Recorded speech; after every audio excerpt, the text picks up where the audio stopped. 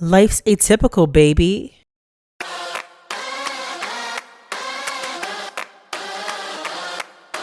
Welcome to Atypical Podcast, where we talk about life's uncertainties, change, and unexpected twists, and find solutions together. This is not the secret. There's no wonderful catchphrase that you can use to solve all your life's problems.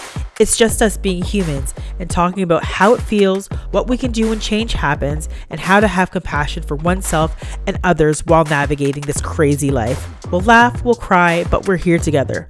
Let's get some stuff off my chest. Because life isn't typical, it's atypical.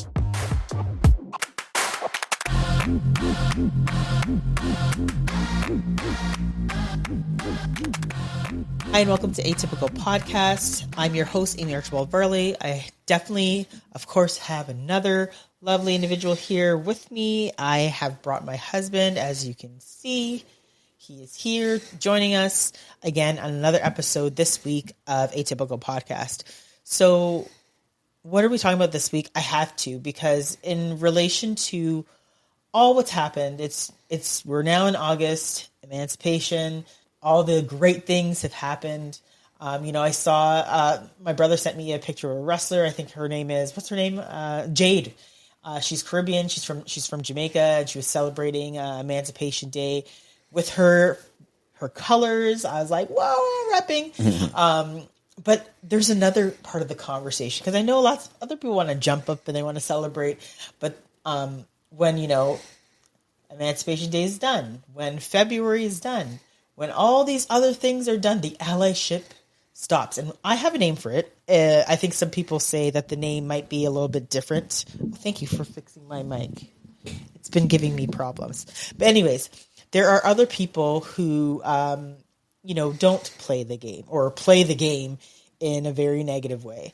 And I call them a hacktivist. I know there's a completely different definition for it. I will put it up so you guys can see what it is, but I'm using it in a different way. So what I would consider someone to be a hacktivist, it's kind of like a performative ally, but I would say that why I call them a hacktivist is they know what they're doing. They know that they're coming in to game the system. They know that it's going to benefit them if they post about diversity, equity, inclusion, or they say that, hey, I'm anti-racist, I'm a nurse, I'm an advocate, I'm doing all these things.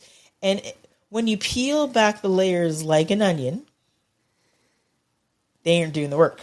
So I want to talk a little bit about performative allyship in, healthcare, so in nursing, in your profession as a social work, and just in general, because it kind of cheeses me off when I know that, for example, maybe that person who said that they're an advocate says they are doing the work, but then at the end of the day, they don't. Yeah, I think, from a social worker standpoint, we look at kind of broader systems and how they interact with people. And, I like the term hacktivist because it kind of implies the level of intention that performative allyship doesn't. Performative allyship kind of, in my opinion, if we're going to kind of put out our terms and define them, is like, yeah, this feels good and it makes me look good to say X, Y, or Z about this group or that group, but then there's just no follow through. Right. So the whole endeavor was designed to kind of give you the fifis, but with there's like no substance. And then a hacktivist is somebody who's kind of intentionally using it for their own gain. So there's that kind of level of intentionality behind it that I think is the kind of invidious part. So, yeah, no, I completely agree. And I think, when I think about performative allyship, or like I said, the hacktivists, there are certain things that come to mind, those superficial actions, really that lack of understanding. They don't want to understand. They know that there's like these social issues. They know that diversity, equity, inclusion, anti-racism, they know that these things are like the right things to do, but they don't do any actual work to try to understand or try to dig any deeper. It's all surface level, right? I think the other piece is, there's those self-serving motivations. Like, how is this going to help me? How is this going to serve me better? And again, they focus more on the optics versus, that this is just like the right thing to do. And again, there's inaction or minimal action. And guess what? It's story time. So I want to give a pretty pointed example of someone who I knew, and, you know, they talk about activism. They talk about that, you know, they're an ally. They talk about, you know, all of this work that they would do in nursing in terms of saying that they're anti-racist. But when it boils down to those actions, to saying, okay, I'm standing in solidarity with this community, or I'm supporting and showing out, that those actions never really play through. So, like I said, story time. So, again, there was this person I knew. We had worked together various times in the past. And this actually happened a couple years ago. And for folks who haven't probably heard this story, you're going to get to hear it again, but in a different way. In our neighborhood in Hamilton, and again, I think it's important for me to note that Hamilton actually was considered the what is it? The hate racist, capital. the hate capital of all of Canada, which is crazy. And I think maybe you can throw in your little knowledge there. That, you know, there's a lot of racism within our community. And I didn't know that when I first moved here 5 years ago. I think when I was looking for a place to live, I was like, you know, Hamilton, look. Don't hate me. I was like, Hamilton looks like a great place to live. I didn't see the CBC articles that were like, the neo-Nazis are marching downtown. I was like, oh my God.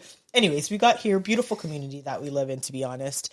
And I was doing my activism work. I'm a strong advocate in nursing, and I talk a lot about anti-racism and these different things. And we were driving with our kids in our van, in our, you know, multi-seater. And we're driving past this house, and what do I see? Okay, this is not the 60s. We are in 2025, yeah? At the time around 2023, 2022. Yes, you're right. So it was a long time ago in our current news cycle. A long time ago. But anyways, like we're driving down with our kids, and I see this big waving Confederate flag, and I'm like, excuse me? On somebody's personal property. On someone's personal property, waving proudly on their home. And I was just like, all right, what is this? What is this? So I was like, okay. I looked at my husband. I'm like, double back. I got to record this. This is a social media activism learning moment, right? It was like your Canadian heritage moment. Yeah, exactly. Here's what's going to happen. And we drive past, and I'm like, I'm filming. I'm like, this is in my neighborhood. This is my hometown. And this Confederate flag, it was wild.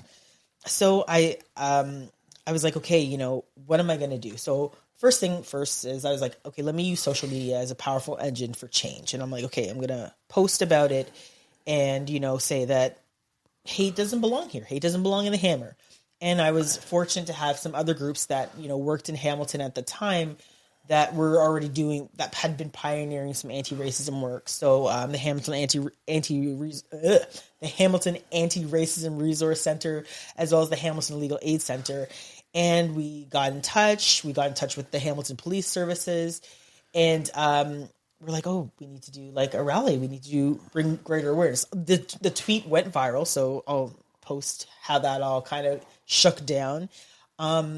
And maybe I'll pass it to you as to like what were the results. Like the police went and spoke to them, and then what happened? Well, because there's no law, and probably fair enough that you can't tell people what they can and can't fly on their personal property. Right. But there are laws in Hamilton on public properties. Correct. Yeah.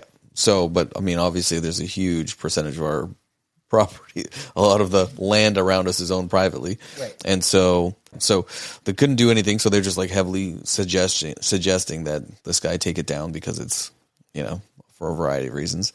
Right. At first the person kind of refused.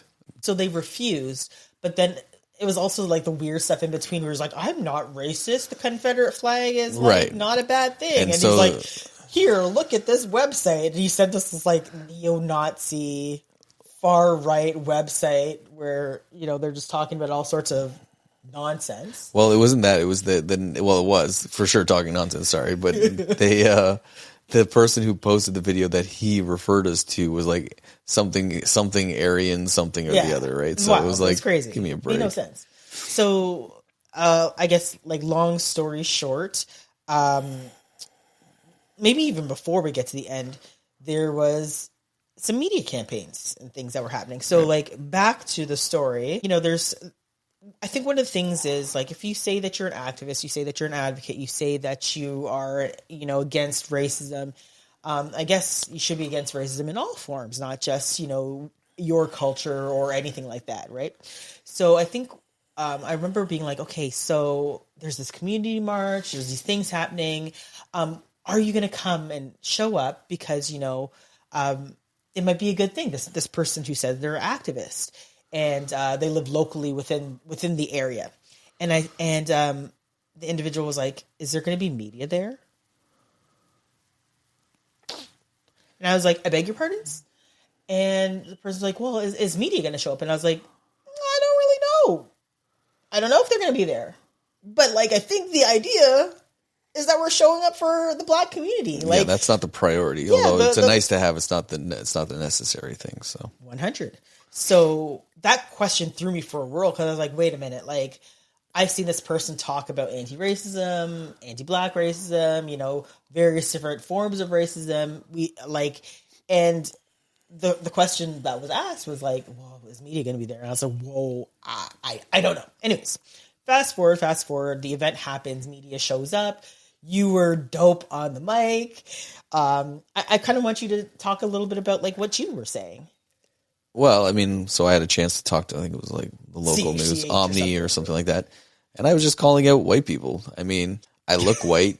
I mean, I don't identify exclusively as white, but people are dying in their seats right now. They're I know. Because I'm glowing. That's a whole other episode. But yeah, that's a whole other episode. But nevertheless, because I look this way and for all intents and purposes I pass, that comes with a certain amount of responsibility as well. Right. So I called out other white people and I said, listen, this may not impact you directly, but this is not something you want in our community, and that you need to be allies and show up and that kind of thing. So yeah, and I just kind of pointed the finger directly in their chests. And I don't know. I don't know how much of an effect it had. I mean, at the end of the day, I guess we got the desired impact. Absolutely, and I think there were white people there. So there were. And I mean, yeah. there were various different races and ethnicities that showed up to the event, and I thought it was, like, really, really good that people did show up, and it was actually a success. I think it's important to note that the Confederate flag, while representing, there's like, obviously it leans towards, as a matter of fact, it leans more towards its impact on Black people. Right. The people who are flying those flags don't really, like, it's more of a representation of their general intolerance towards people of all races.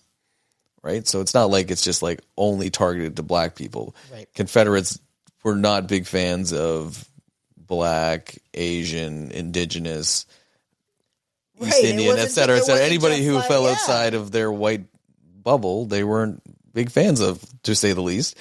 And so I think it's important to put that out. Like, so that's why various groups, I think there was Muslim groups that came out in support, Jewish groups that came out in support, because they all got the message that this isn't just isolated to Black people. And so, so I think that's important to point out too. Yeah, no, I'm glad that you pointed that piece out, because I think that's the other piece when we were talking about, like, performative allyship, that we need to recognize that in these instances where we do see, forms of harm, whether it's against a Muslim person or whether it's against, a Chinese person, because again, when you're thinking about, like, COVID-19, there was a lot of hate directed to different communities, right? And it shouldn't be like, okay, we're only going to pop ourselves in if it's hate that affects our group, right? It has to be that if we're going to stand against hate, we need to stand against it universally, because again, when you're talking about the Confederate flag and we're thinking about the ideas behind it, yes, the Confederate flag, and specifically, like, the symbolism that it embodies, was really directed towards, the civil rights movement against, hey, we should be able to keep our slaves. And we're like, no, you can't. This is racism. It's slavery. It's bad. That the neo-Nazis didn't just hate Black people. Right. Like, if you were not white, Aryan, of these various different things that they said they considered was superior, you didn't fit that mold. So no white adjacency, no white allyship, no, what there's other terms for it. Model minorities. Model minority. None of that's not going to save you.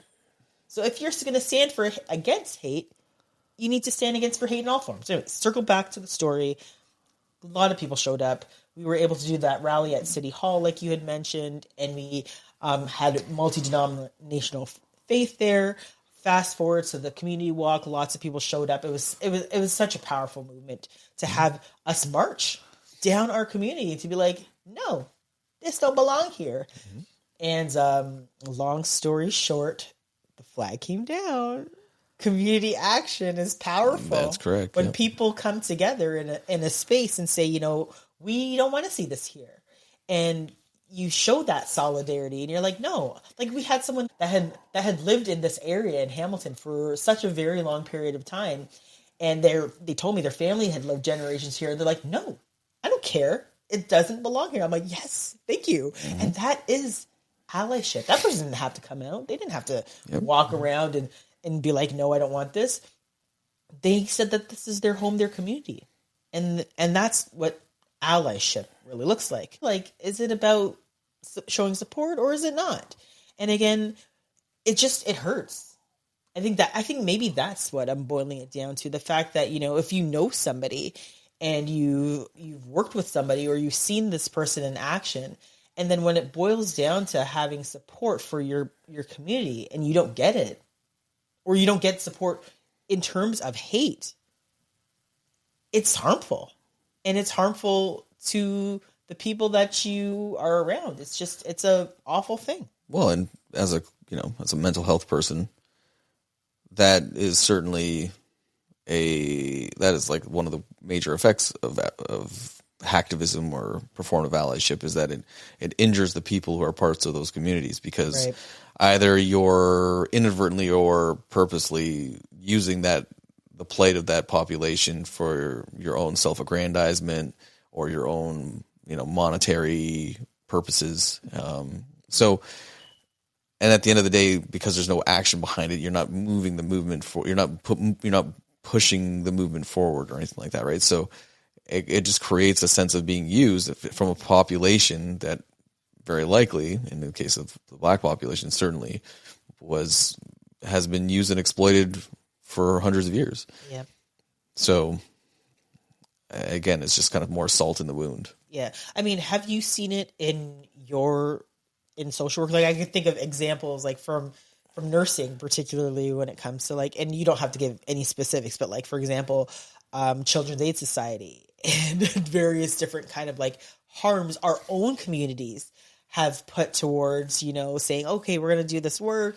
And then we have our nursing as a profession, social work as a profession has actually harmed many communities in relation to this type of, allyship. And then it really kills me when it's you start seeing those posts come up, right? It's just yeah, I'm standing in solidarity. And it's okay, well, let's talk about this instance of this Black nurse who said that they had racism happen towards them. Have you showed out support? Have you, what have we done as a labor movement? Right. What have we done as, a nursing collective community? And I've seen it time and time again. I get the emails, I get all of the messages where people are like, my own community that they say they stand behind me are not supporting me. Yeah, I mean, for sure. Social work, and it's very, when I was doing my education in social work, there's a lot of self-awareness. Or there was, I can't say anything else. At least where I did my program, there's a lot of self-awareness about the role that social work had in the past of oppressing other groups, specifically Indigenous groups in Canada. So the 60s scoop, the residential school system, social workers were complicit in all of that stuff. And then, of course, subsequently the child welfare system and all the issues that came from that. So there's a lot of self-awareness.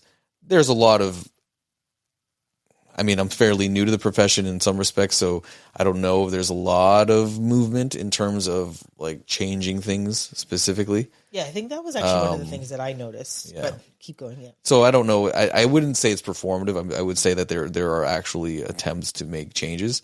I have had some conversations with Children's Aid folks, and they are trying to change things on their end. Whether that's actually happening, we'll have to find out through, getting the data and stuff like that. But again, that's the thing. It's easy to say lots of this stuff. It's easy to say things that are lofty and idealistic from the comfort of your armchair. But whether or not, when the rubber meets the road, it comes down to policies, actions, money, resources. Like, that's what matters. 100%. And so are those things happening? And that's usually where you see the foot come off the gas a bit for a lot of folks. Hold on to that. I want you to hold on to that. So, like, one of the things that I want to touch on again is, like, circling back to the end of the story, and particularly, like, I was hurt, right? I think at the end of that kind of put like a bad taste in my mouth. You never look at that person the same ever again, because you're just like, okay, that was an opportunity, a great opportunity. It was fully missed. So for me, as a Black individual, in the face of, you know, this person that I've worked with and I've seen, and whatever the case may be, I found it very painful. And I think that, you know, this is also why performative allyship, or like I said, hacktivism, really doesn't help. It's misleading. It leads to feelings of tokenism. It leads to people within the community group feeling demoralized. So, like, again, if you're seeing people who say that they're activists or advocates, they're saying that they're doing the work, and then you double back and they haven't done anything, or they've actively not been a part of the movement, or, you know, you felt that you were tokenized. It's demoralizing. It's just like, okay, so, you know, how can you say that you're helping and you're not, you don't want to, or, you know, there's an excuse for why you can't help, or, you know, like, it just makes you feel like the progress of the movement might be artificial. But again, I'd say that I think things are changing, but it is demoralizing. And I think the other piece is, when people are performative, and we see that hacktivism, where it's like that person is only doing it to benefit themselves in some way, or they're seeing that, you know, they can, you know, get a following, or wherever the case may be. Because we saw that a lot during the pandemic, where people latched onto all sorts of things. Fitness is the new one now, by the way, where they're latching onto various different things, particularly, you know, this anti-racism movement, DEI, and that if it's not making them a buck, now they're going to drop it, right? We're seeing that across the United States, various different places. I think it's, and you know, not to say that I'm like jaded by nature, but I'm a bit of a. You're not jaded by nature. I have a tendency to be a little skeptical about people's intentions. Right. So when the whole George Floyd thing happened, and then after that, all of these companies started rolling with these DEI initiatives and anti-racism initiatives, and started hiring on specialists and consultants, and just doing all that stuff. I was so incredibly worried. Not even worried. I was just like, this is not gonna. I mean, one, it's good that it's getting the exposure it needs, right, but there's so much bullshit in terms of just people pontificating about that. Let me just clarify and add that a lot of the people that were hired for DEI were... Not the people that are hired, the people doing the hiring. That's what I'm saying. I agree with that. But also, let's also put some figures and facts in that, like, particularly in the States, I don't know, I really don't know the stats for Canada. I'd be interested to know that a lot of them were actually not like racialized folks. They were like white, middle-aged women. Insult to injury. To injury, burn, to insult. Put the salts right in. Yeah, it's unreal. Yeah. But like, so when it was all happening, I was like, well, this isn't going to last. Yeah. And not to say that there won't be lasting impacts from it, but say, for instance, the perception was that for a lot of people was that, oh, we're going to make 50% change now. I was like, maybe like far, far less than that. But it has this appearance of being this huge sweeping change, right, because you're hearing everybody's like, hey, we're doing this now, we're doing that now. And I was just like, the second the news cycle changes, the second people's attention gets drawn away, something's going to change, and then there's going to be this regression to where it actually had changed, right, which is going to be like a fraction of that perceived amount. And so as soon as the election happened in 2024, all of these companies were like, oh, we're not doing DEI, we're not doing DEI, we're not doing DEI, we're not doing DEI. They all just fell off. It fell out of vogue for a lot of folks. And so I wasn't surprised, not to sound like an eternal pessimist, but I was trying to be realistic. Like, right, there was just a lot of like, hey, peacocking, like virtue signaling, hey, this is what we're doing. Yeah. And the second that it was no longer mandatory, socially speaking, or helpful from a marketing standpoint for a lot of these companies, it just got dropped. And so, I mean, I'm not black, and I'm not part of any real racialized community other than being half Caribbean and half British. But I was hurt by it, right, and disappointed, like deeply disappointed, because I would have loved to have seen that huge stride forward. But because it was in response to a singular event, you always have to be careful with when things happen as a result of one single event. Yeah, and we're seeing the doubling back, right?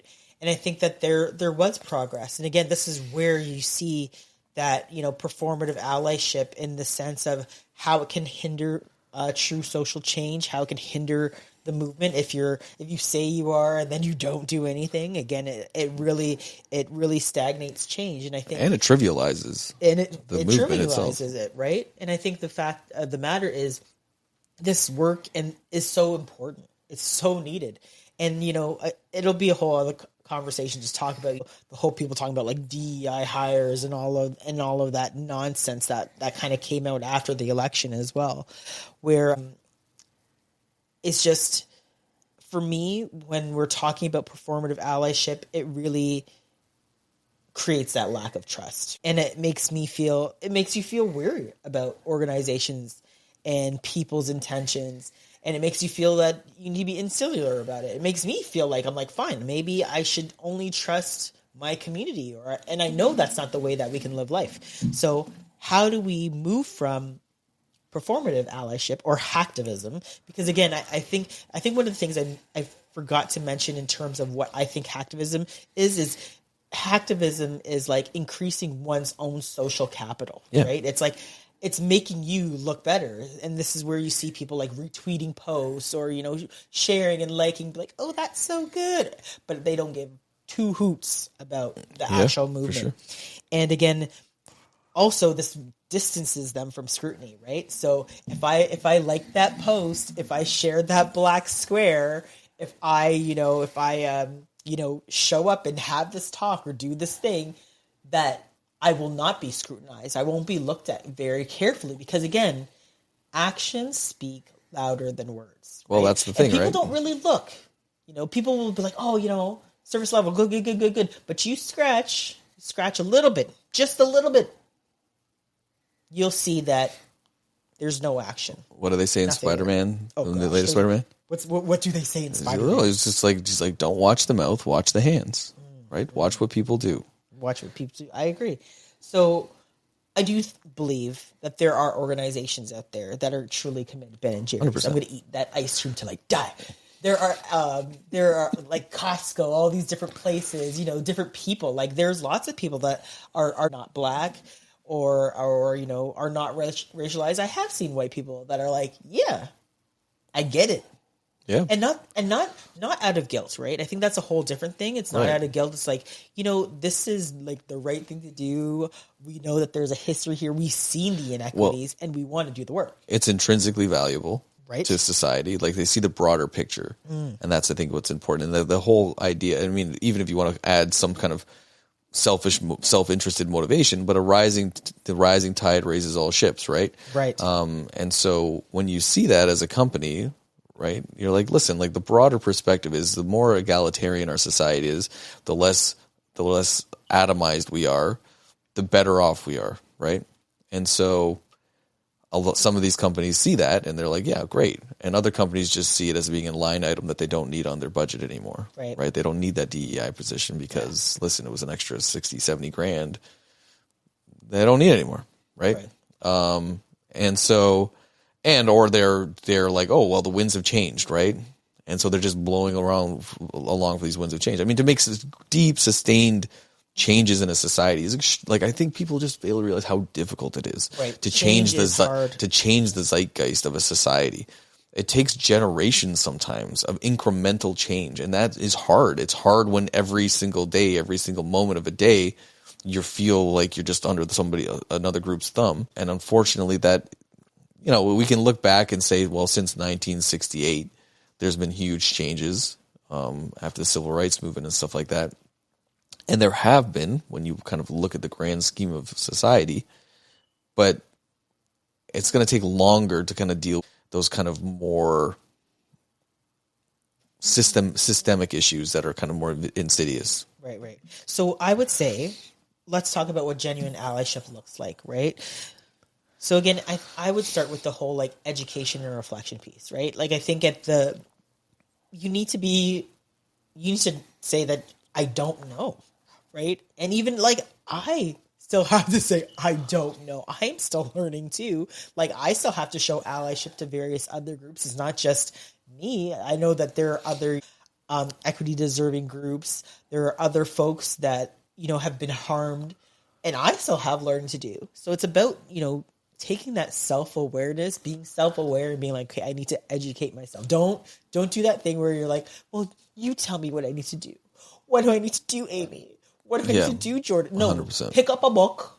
What did my mom say? Look a book. Pick up a book and read and self-reflect. Have that moment where, maybe you crossed the street when you saw a black person wearing a hoodie. Why did you do that?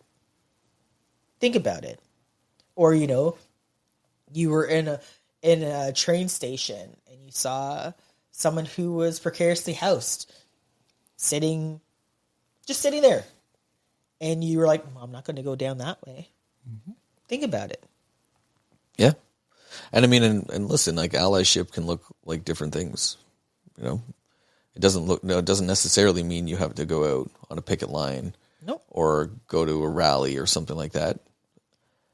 But it does involve other action. Right. And that's the key. Like, it's not just talk, right?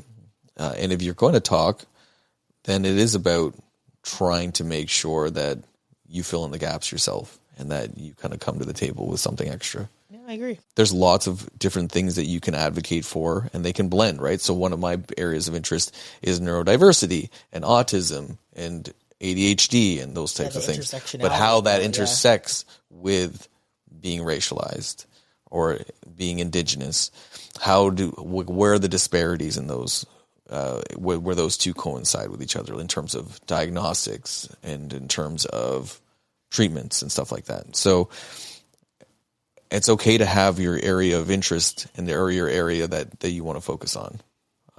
But you have to do more than just talk. I agree. I think you kind of mentioned on like talking to even, or just learning from different representative groups, right? So I think that's the other piece. Is like, can you just hear what I have to say, right? Like, just listen to a neurodivergent person, listen to a person with autism, listen to, that two-spirited person who's giving you advice and guidance and like, this is how things should be done. Listen to those voices, right? I think we are our own best experts. It's kind of like the same thing in healthcare where we're just like, I'm the patient. I know my body. I know what's going on. You need to listen to me. Yeah. Listen to the words that are coming out of my mouth, right? I think it's important that we listen and we hear and learn those other perspectives, because otherwise we wouldn't have it, right? Like, there's so many things I hear from other people that I don't know, because I don't live in that person's body. I don't live in that person's experience. I don't know what it's like to be two-spirited. I don't know what it's like to be trans. I don't know what it's like to have autism. So yeah, you got to kind of get the expert insight from the person who's the expert. I think it's super important to realize in terms of like, just broadly speaking, how empathy works. There was a philosopher whose name now escapes me suddenly.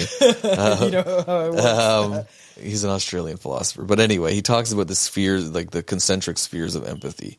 And so the ones closest to you are like your empathy towards yourself and towards your close kin and your family. And then it kind of goes out from there. And like my household, my extended family, my friends, associates, and then so on and so forth, right? We don't want to be in a society where the extent of our empathy our empathy doesn't extend beyond the tip of our own nose. Right. We want to be able to be in a society where our empathy can extend beyond that. Right. So so being able to kind of put yourself into a position where you can be a little bit more imaginative and be like, what would it be like to be that person? That's a huge first step. It's like compassion, right? I think when you think about empathy is like putting yourself in one's shoes or someone else's shoes. Right. But compassion takes it that one step further, which is like, how do I alleviate this person's burden? How do I alleviate that person's suffering? So yeah, you're right. Like we have to be able to be like, okay, I feel bad. Well, feeling bad is sympathy. I feel bad enough that I want to do something to change this person's outcome. And that's kind of using your power, your privilege, if you have. I think everyone has various different forms of power and privilege to actually be supportive, right? I think if you are in a position where you can speak out, or you're in a position where you have power, whether it's monetary or, power from a different structure, that you should use that to help, right? And that's where, we're seeing people talking about like Miss Rachel, and we're seeing that's a powerful movement. She is an advocate for all children.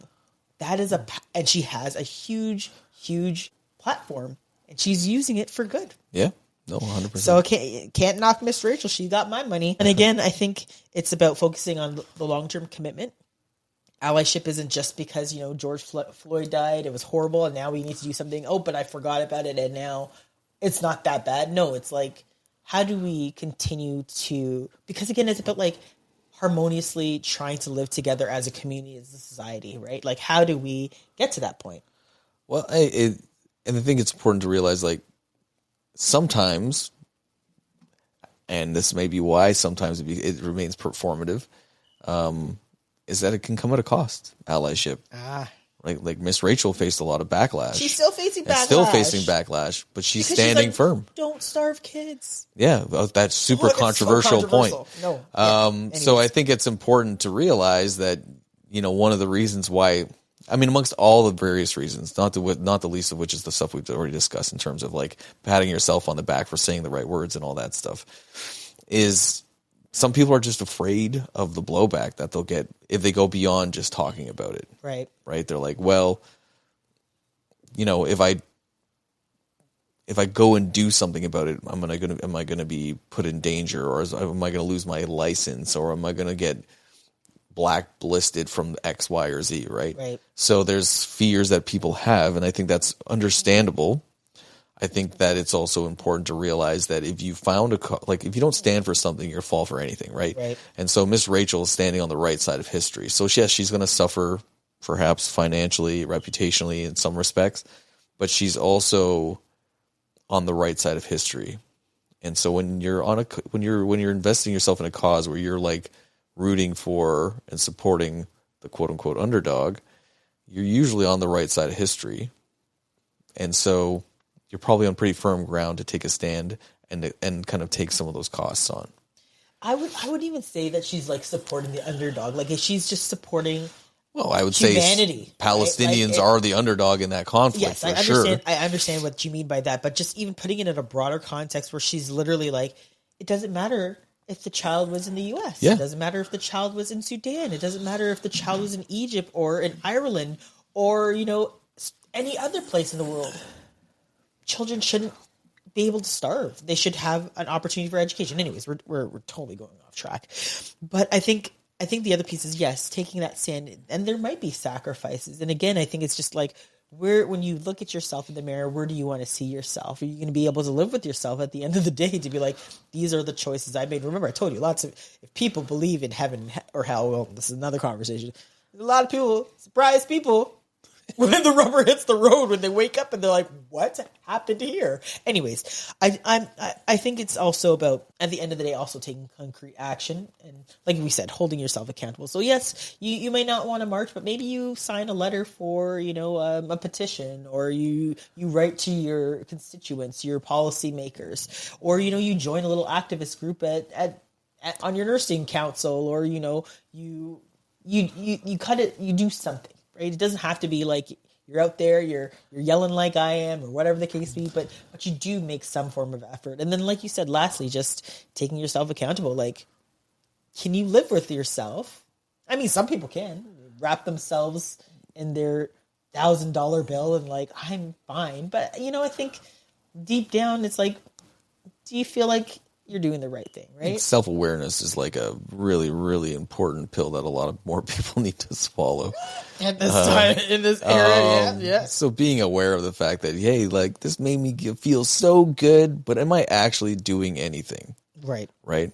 Am I actually showing up when it matters? What are my actual intentions? Are my intentions to actually increase my own my own reputational capital? Yep. Or is my intention to invest whatever I have into the cause? And if I gain reputational capital, like Greta Thunberg or whatever, Thunberg, am I reinvesting it back into the cause? Yes, now I have all this notoriety. Yes, I have people eyes on me. What am I going to do with that? Am I going to make a buck? Or am I going to actually take that and redouble? Right. No, I think it's important that all of those things, we take all of those various different things that make a good ally. It's also all of those things that make a good person. Oh, that's very true. Right? It's like, we're not asking you to like suspend or do something crazy or outlandish. We're just actually asking you to be like a decent human being, right? At the end of the day, like, we're not asking for much. Yeah. Right? And I think that's what makes someone performative versus what makes someone like an ally. It's just really boiling it down to its nuts and bolts. Are you just a good human? And we want to see more good humans. Yeah. I mean, again, we all have tendencies one way or another. We're not all good and all bad. I think we should put that preface in. Fine, that's fair. I think that our goal in life should be to be the best version of ourselves as possible. Right. And that means reinvesting things in the community, effort, time, intention, stuff like that. And so it's if your compass is pointed, that's your true north, and that's where it's pointed. Even if you fall off, maybe you get a little, oh, that felt so good when people are like, you did a good job for supporting this group or that group. You're like, okay, that felt good for 5 seconds. What am I going to do with that? Right. I'm sure there are people in the space who are very, very good at what they do, and then they get positive accolades and they feel great about it, but then they take that and they reinvest it again in the cause, right? Or they take whatever it is and figure out a new strategic path. So I think that is your true north, right? No, I like that. And I think the other piece I would just add is allyship is hard work, right?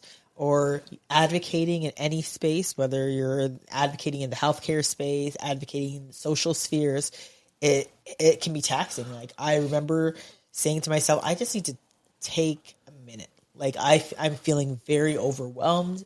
I remember getting like kind of teary, and I was just like, everything's happening, plus all these extraneous things, and I just need to take a step back. And I think that's fine, right? Of course. The work is always someone's always going to be doing the work, but sometimes just even recognizing that, like, again, having that other self-awareness to be like, okay, I'm maxing out. I got to just take a seat back. And that's not being like, oh, I'm less black or I'm less advocating. It's also just, I can't advocate for somebody, or I can't help support somebody. I can't be a good, productive member in the community or a good wife or, mom if I am at 0. 100%. So it's like, it's also about like making sure that I'm okay as well. Or whoever out there who's advocating or doing this allyship work, that, you're making sure that you're checking in on yourself to be like, okay, I need to put down the phone. I can't put that tweet out right now. I just need to, I need to go touch grass. I need to take a walk, whatever the case may be. And, return to it when you can, right? I think, I think back to 5 years ago that, like, would I have ever seen myself in the advocacy space? And I really think to myself, it's like, I think I've always been this way, just in various different forms in my life, that I've always kind of been this kind of, not loud, okay, maybe loudish, outspoken person. And, I think that for me, the biggest piece is to like make sure that I recognize and that I'm using my voice in the most efficient and effective way, that I am taking breaks and taking care of myself. And also that, if I'm not using my voice, how else can I help and support, right? Yeah, for sure. I mean, I think it's important. Self-care, I mean, good Lord, that term. Self-care is wealth care. I mean, but it's important that we keep our eyes on how we're doing. Yeah. And that we do the things that we need to do, whatever that may be for each person, like for me, it looks very different in some respects than you. Right. To I just get angry. Like what are all the trite things? Refill your cup, get more spoons, all that stuff, right? Like we only have a certain level of capacity for A, work, and B, stress. And so if you kind of constantly revving the engine, you're going to end up running out of gas. And so you're no good to anybody at that point, let alone the cause. So I think it's really important to kind of be aware of the signs of burnout, compassion fatigue, those types of things. And then know, too, what to do once those things happen. The causes aren't going to go anywhere. They're always going to be there. And I think that's how it works in a democratic society, is that you're constantly criticizing the people in power, even if they're doing a good job. Even if you're getting the stuff you want, there's always room for improvement because there's always pressure from the other side. There's always pressure from corporations and the powerful and the wealthy to erode the programs and the social welfare state and stuff like that. So I think it's really important to kind of maintain the pressure, but also realize that it's not a battle that's ever going to end. It's a necessary part of a society that we need to push back in the other direction. And because the battle's never going to end, it's okay to stop once in a while, go to the sidelines, go to the dugout, as it were, get some Gatorade, wave your hat in front of your face and chill out for a few minutes and then dump back in when you're ready to go. Yeah, no, again, we gotta tab each other in, tab each other out, or various different, you use baseball, I'm now using wrestling. That's the only baseball or sports analogy you'll hear for a while. As much sports as you know, right? That's all of it, yeah. But yeah, I think again, all of this is so important. I'm so glad that we were able to have this conversation to talk about advocacy, to talk about performative allyship, or the term HACKtivism, and to talk about how we can move forward, because there are a lot of people out there doing great work, and I applaud you for whether it's a post, whether it's you're out there talking to community members about change, whether it's you're having conversation in the nursing station, whether you're talking to your fellow social workers about better plans and how we can support the community. I'm just glad that we're having the conversation. And again, I hope that you take this conversation, you take it forward, and you have a conversation with someone else about how we can be better humans to each other, to one another, and just better people in general. Because the degradation of society is a thing. 100%. It's a thing. I don't think people even want to verbalize that it is a thing. 100%. I'm seeing a lot less compassionate people. I'm seeing, Costco used to be my favorite place, and now it's a scary place for a parking spot. So we need to talk about compassion. We need to talk about how to be better humans. We need to talk about allyship and performative allyship. So thank you for listening to Atypical Podcast, because again, yes, life is not typical, it's atypical. And thank you for joining us. And if you have any questions or comments, please feel free to leave them for me on Speakpipe. I will answer them. And I think we're going to have some new hosts and guests coming on too, which will be super exciting. Nurse Matt will be back. I'm out of the job. No, you'll still be here.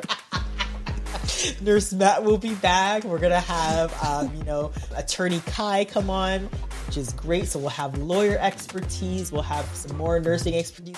And there are some other great lineup of guests that'll come on. I'm so excited to get worked out of my job. Maybe a celebrity or two. Oh gosh, you're not gonna get worked out. I know. You're here for the long I'm run. playing. I put the ring on it. Even though I don't wear the ring's there. I've tied you down for kids. So stay tuned. Make sure you tune in and you listen to us on Atypical Podcast. You can find us on any place where you have podcasts. We're putting out video episodes now because I finally figured out the setup. So stay tuned, listen, we'll come back with our Monday mindfulness and our Thankful Thursdays.